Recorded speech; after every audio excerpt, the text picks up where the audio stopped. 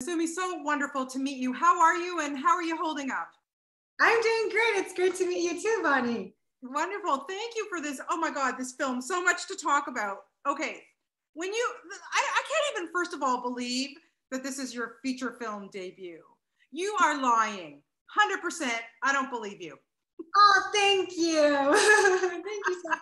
So good in this movie, honestly. Now, when you were presented with this idea, I mean, we know you're a singer. This is not something that, you just, sure, martial arts, knives, katanas, no problem. Like, I mean, what was your initial reaction when you got this script and you were approached to do this role? Yeah, well, I mean, I thought it was a miracle, first of all, right? Because I have such little acting experience, and I felt like, oh, this must be a miracle or something. I don't understand. But then we didn't have a lot of time to think because we had to pack, and we knew it was going to be 3 months away from LA, and I got the audition. I got the part, and 4 days after that, we had to leave. So.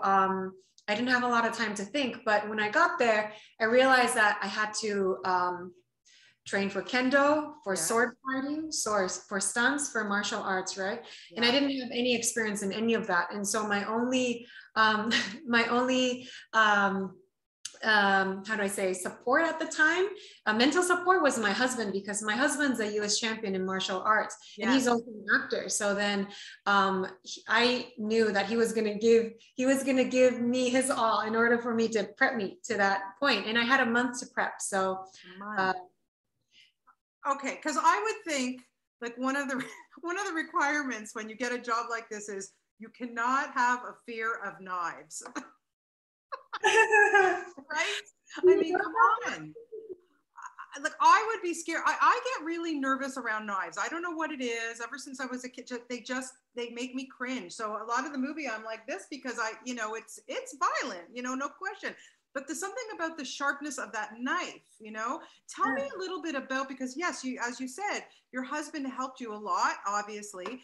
But come on, like what you did in a month, it's totally incredible. Thank you so much. Wow. Wow. Thank you so much for saying that. You're welcome. I mean, it's true. Tell me a little bit about the training and how you got used to that and how you don't get injured. Yeah. Well, one thing that my husband always said was about not getting injured and not injuring the other partner. That was the paramount thing. So, that was partially why we trained really hard. We trained at the studio with the stunts, and then we would come home and we would train on our own. So I don't injure anybody and I don't injure myself. So a lot of basic training of like strengthening my muscles, and those were important so I don't get injured during the shoot and everything. Also with the sword. Yeah. I always knew that it was a fear that I had to overcome, though, because when I'm even at dinner with friends, and sometimes, they're kind of holding their knife or fork and they're kind of moving it around. And I know they're not going to stab me with it, but if I'm sitting in front of them, it's just like, oh, there's something about that knife. It's really, Yeah.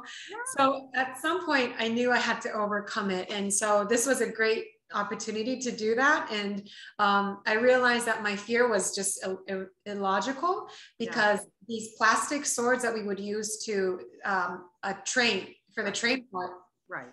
We knew that it wasn't going to hurt anybody, but I just I wasn't getting into it because of the fear of hurting somebody with the plastic. And so I took that as myself not getting into the character enough. And so I really dug into the character more. And actually after that, somehow miraculously it was just not there anymore. I think I was very focused. Maybe that was. No, look, for sure, like I said earlier, you can see that. And you really feel for this character. I wanted to know, how you connected with her. What did you see any of yourself in her to make her feel so real? Oh, thank you. Well, I think one of the things when I got the script, like I said, I thought it was a miracle, but at the same time, I felt like her story was about me. Yeah. Because, when I was born in the US, California, and then I moved to Japan when I was 5. But at the time, there was just not a lot of people that had a similar experience like me. Not a lot of people went outside of Japan.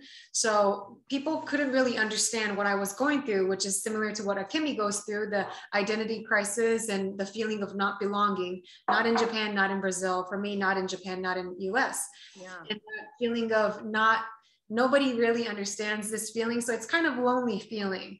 And I had a lot of experience with that feeling. So when I read the script of Akemi, I felt like that was a big part of her, and it made it really easy for me to understand her right away. Yeah. Tell me a little bit about shooting also on location and what that was like for you. Because it's a fast moving film, but there's, language barriers. There's all these things that go on in this movie. What was that like for you to work on location? Yeah. Well, Brazil is a very exciting place. And I think one of the thing that I was really grateful was that everybody was so warm and supportive. But of course, there was the challenge with the language barrier. Right. And but honestly, I would say that that was more of a positive thing, because I'm very used to, I'm speaking English very well now, but at some point I couldn't speak English so well. So I was very animated, so people understand, what I'm talking about. And, sure. And in Brazil, a lot of people had to do the same thing with me. So we're both trying to understand and communicate with each other. And I think that brought us together closer. So at the end of the day, it felt like I just had a big family on set all the time. Yeah, I would think that you would need a very supportive team around you for a film like this, because, at the end of the day, it's dark. There's some depressing things going on. It's, you really feel for her. What was it like, the mood on the set? And after, cut at the end of the day, like, are you able to kind of let go and breathe a little bit? Yeah, that was the I don't know if saving grace is the right word to use, but like you said, it's a very heavy feeling. I mean, she goes through she doesn't smile a lot. There's not a lot of fun times for Akemi, right? For me, that was to live in that feeling all the time goes against my natural personality. So it was very heavy. And violence also is something that I'm not so how do I say? I'm sensitive to violence, right? Yeah. So those were the challenging parts. But honestly, it was like when we're shooting, we're in that. But as soon as it cuts, somebody's joking, somebody's laughing. There's always this very, light feeling, and everybody's laughing. I mean, it was really the team that made it. It was just that moment that was really stressful, and then after that, it was like always playing together. And that's good to hear. That's good to hear. And also, we get to hear you sing in the movie, and it's a song that you wrote. Tell me a little bit about the music, and now, like, that you probably have the acting bug. I hope that we're going to hear you continue with your music. How are you going to balance the two now? Ooh, that's a good question. Well, the song I wrote, Run Baby Run, was written when I was going through a sort of a low tides in my life. And I wrote that song as a fight song for myself to keep on going. Yeah. And one of the things that I learned from the tsunami in Japan in 2011, we had a tsunami and earthquake, it was to seize the moment and live now. And so even if you're going through a hard time, you have to live for what you love, because life is short, right? So I wrote that song for that reason and that feeling. And when the production asked me, oh, Masumi, you're going to have to sing, is there any song that you have that you think would be fitting for this? And, Run Baby Run was one of them. When they chose that song, I was so grateful, obviously, but I didn't realize that there's this challenge of, non-singer character has to sing this song now. That is my baby. This song is my baby. I know, right? Yeah, so I didn't realize that I was trying to, perfect this song on karaoke, just trying to hit every note of it.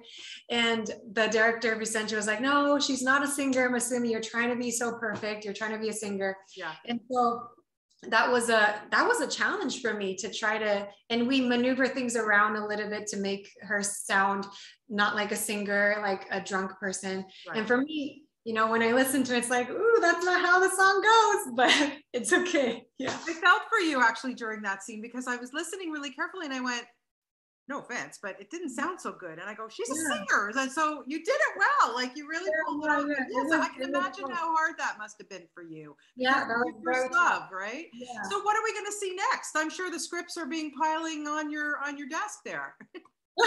Yeah, please come more. Yeah, so the next project is up in the air. I'm still waiting to hear back from it, but I'm very excited because this is, I mean, I've had really good how do I say, responses in the 2 years that I've been, ever since I started acting, basically. Yeah. And so I'm really looking forward to it. Well, we are looking forward to it too, but for now, here in Canada, we get to see this. Oh my God, this movie is just, you're amazing in it. So congratulations on your performance. Thank you so much for your time today. I know you've been working all day long, so I really appreciate it. Thank you so much.